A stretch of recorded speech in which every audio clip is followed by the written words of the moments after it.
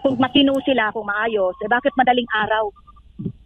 Bakit madaling araw? Tama ba yan? Bakit hindi broad daylight at maayos? But they were really bent on attacking us, I'm sure. Or else, hindi sila naka-full battle gear na, Diyos ko, parang gigirahin nila. Ano gusto naman makalaban nyo? Ano tayo Pilipino? Nakita nyo naman itong lugar, holy ground. You are peace-loving people. Why are you doing that? Parang lulusob sa gera.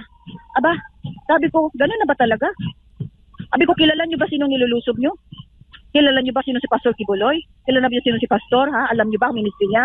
Sinabi ko, kung kilala nyo si Pastor Kibuloy, hindi ba gawin ito? Meron man kaya kayong mga puso. Alam gusto nyo ba, di ba, dapat proteksyonan nyo kaming mga mamamayan?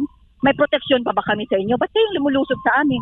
Alam, maasahan namin sa gobyernong ito. Kayo mismo, lulusob dito sa mga inosenteng tao. Tapos ganun yung asta ninyo. Para kayo mag-a-attack ng mga kriminal.